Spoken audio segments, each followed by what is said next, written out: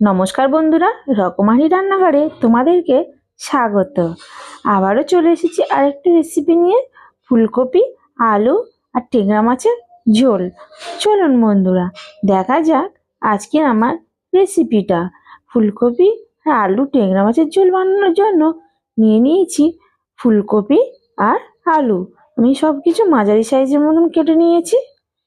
আর মাছটি ভাজার জন্য নিয়ে নিলাম, মাছটি আমি আগে থেকে ধুয়ে কেটে নিয়েছি। আর দিয়ে দিলাম হলুদ গুঁড়ো, লবণ পরিমাণ মতন নিয়ে মাছটি মাখিয়ে নিলাম। নিয়ে কড়াইতে তেল গরম হয়ে গেছে, এবার দিয়ে দিলাম মাছগুলি। দিয়ে আমি একে একে সব মাছগুলি ভেজে নেব। মাছগুলি ভাজা হয়ে গেছে, আমি তুলে নিয়েছি। ওই মাছ ভাজার তেলেতে আমি ফুলকপিগুলি ভেজে নেব ভালো করে। ফুলকপিগুলি ভাজা হয়ে গেছে, সেই একই কড়াইতে দিয়ে দিলাম 5 ফোড়ন, কালো জিরে আর পেঁয়াজ কুচি।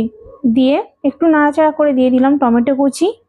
দিয়ে ভালোভাবে একটু রাঙা রাঙা ভাব চলে এসছে, এবার দিয়ে দিলাম আদা রসুন বাটা 2 চামচ।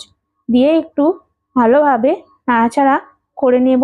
এবার দিয়ে দেব পরিমাণ মতন হলুদ, পরিমাণ মতন লবণ আর কাশ্মীরি লঙ্কার গুঁড়ো 1 চামচ, জিরে গুঁড়ো 1 চামচ দিয়ে ভালোভাবে মশলাটি আমি ভাজা ভাজা করে নেব।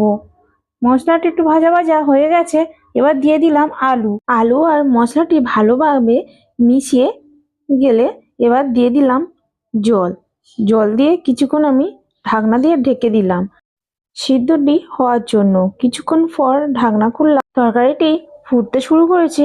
এবার দিয়ে দিলাম ফুলকপিগুলি আর মাছ দিয়ে আবারও আমি কিছুক্ষণের জন্য ফুটিয়ে নেব। রান্নাটি হয়ে এসছে, আমি সবশেষে দিয়ে দিলাম ধনেপাতা কুচি। দেখতেই পাচ্ছ বন্ধুরা, রান্নাটি আমার সম্পূর্ণ রেডি হয়ে গেছে। আর কত সুন্দর হয়েছে ফুলকপি, আলু আর ট্যাংরা মাছের ঝোলটি। এমন প্রসেসে বাড়িতে অবশ্যই ট্রাই করো বন্ধুরা, দেখবে খেতে খুব সুন্দর লাগবে।